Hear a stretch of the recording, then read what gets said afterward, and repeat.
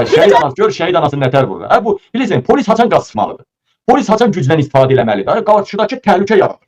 Qarşıdakı təhlükə yaradırsa polis müxtəlif vasitələrdən istifadə edib onu neytrallaşdırmalıdır. Ay bu 90-80 yaşında qadının üzünə niyə qaz sıxırsan? Ay anam mələr qalsın sənin. Öyle şəhid anasıdır ha, şəhid anasıdır. Yersiz ölçer reysana. Bizi gözden çünkü çıkardılar. Şehitli kendi zamanını gözden çıkardılar. Gədəbəyin Söylü kəndində polis zorakılığı ilə müşahidə olunan etiraz aksiyasından 3 il keçir.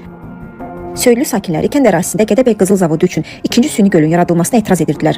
Hər şey qoyaq qırağa da, kişi kimi qoyaq qırağa. Sabah Qabil prezident oldu, Əli Kərimli prezident oldu. İndi o maskalı qadınların üzünə qaz sıxan, o polisləri, sabahları, hamısının maskası açıq sifətlə xalqa təqdim eləməyəcəyimi? Onların navakainsiz, navakainlə eləsəm şərəfsizəm. Navakainsiz onları... Etmişdi ki, səhər, ay sizə qurban olun. Siz birinci gölü qurursunuz, ikinci gölü qurmadı torpaqda. Biz kəndlilərin mal qarası yox, otlaq sahəmiz əldən gedir. Dediyimizi gör. Lakin polis etiraz edən sakinlərə rezin güllələr və göz yaşardıcı qazla müdaxilə etdi. Aksiyada saxlanılan 3 nəfərə narkotik ittihamı ilə cinayət işi açıldı. Plakatları hazırlamış sakin Coşqun Musayev 2024-cü ilin avqustunda Bakı Ağır Cinayətlər Məhkəməsinin qərarı ilə 3 il azadlıqdan məhrum edildi.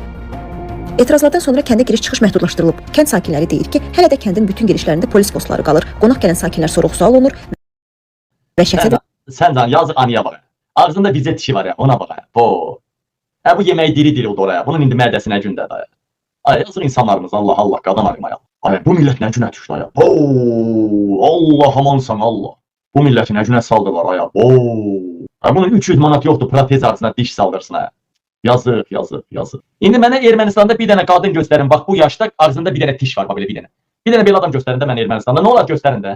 Göstərənməzsiniz. Göstərin ki, Ermənistanda bax bir dənə, bax belə ananı bir dənə belə döyüblər. Bax bir dənə belə hərəkət olub, bax bir dənə. Tətər hadisəsi demirəm. Beləcə bir hərəkət olub Ermənistanda. Bax. Yersiz ölçer reysana. Qaza bax. Ay sənin Yersiz ölçer reysana. qaza bax. Qazı sıxan adamı ana doğub bu onu bax. O qazı bax belə düz sifəti yerdən bədbəxt qızı. Qəhbə var, qəhbə İlham, qəhbə. Kişinin qəhbəsi elə düşmür. Qəhbə İlham nə dedi?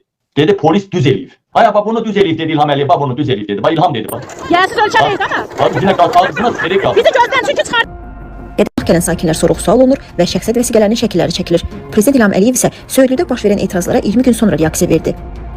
Ətraf mühitin çirklənməsinə görə Ekologiya və Təbii Sərvətlər Nazirliyini günahlandıran dövlət başçısı eyni zamanda kənd əhalisinə qarşı zorakılıq tətbiq edən polis əməkdaşlarını müdafiə etdi. Yeganə burada ləyaqətlə özünü aparan Azərbaycan polisi idi. Onu hər kəs bilməlidir. Gördünüz, yeganə özünü ləyaqətlə aparan Azərbaycan polisi. Siz də deyirsiniz məmurlar niyə xalqı döyür, döydürür? Çünki bax bu petuq durub başda, bax bu petuq. Sifəti dalından qırmızı petuq. İndi bəziləri ağızlarını büzürlər. Gedin açın gözünüzü baxın, Amerika polisi ildə neçə nəfər öldürür? Amerika polisi cəmiyyətə, ətrafa təhlükə yaradan adamı vurub öldürür. Ay İlham Əliyev, Amerikan neynirsən elə? Kəsar sayın görüm hər polis şöbəsində ayda neçə nəfər ölür? Tovuzda neçə nəfər öldür? Qazaxda bir ayda 4 nəfəri öldürdülər polisin badvalında. Qazaxda. Sənin hər polis şöbəndə hər ay bir və ya bir neçə adam öldürülür ay İlham Əliyev. Sumqayıtda öldürülən cavan oğlanlar, Bakıdakılar. Gedin deyir Amerikada həyatı təhlükə, cəmiyyətə, ətrafa təhlükə yaradan adam vururlar. Bəli, bəzi halda ölür.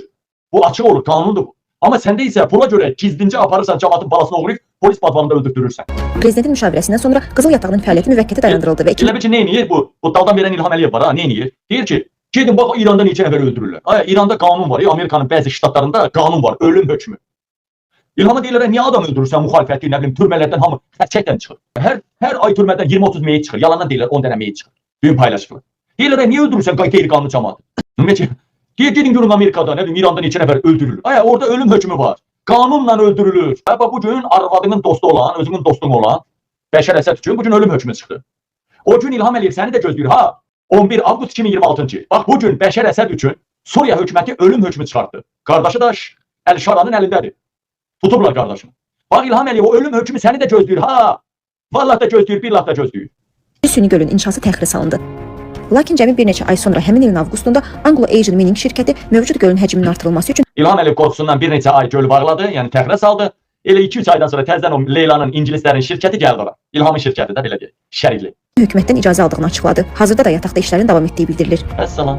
Söylü hadisələrinə görə şirkəti tənqid edən keçmiş deputat iqtisadçı Nazim Bəydəmirli də o vaxtdan bəri həbsdədir. O 2024-cü ilin sentyabrında Bakı Ağır Cinayətlər Məhkəməsinin hökmü ilə 8 il azadlıqdan məhrum edildi. Keçmiş deputat hədə-qorxuda ittiham edilsə də bunu təkzib edir və özünü ekologiya məhbusu adlandırır. Ay hədə qorxu gəldi. Ay oradakılardan narkotik çıxdı. Ay Gədəbəydə narkotik çəkən var. Hələ ora çıxan o kət cəmaatı, ay belə. Polislərimiz də bizi qırıb tökür, ağzımız açanda hədə qorxu gəlir, heç səsimizi çıxartmayın. Prezidentimiz də öz üçün xeyir götürür, millətini də qırır. Biz hara girik, kimə şikayət edək ümumiyyətlə?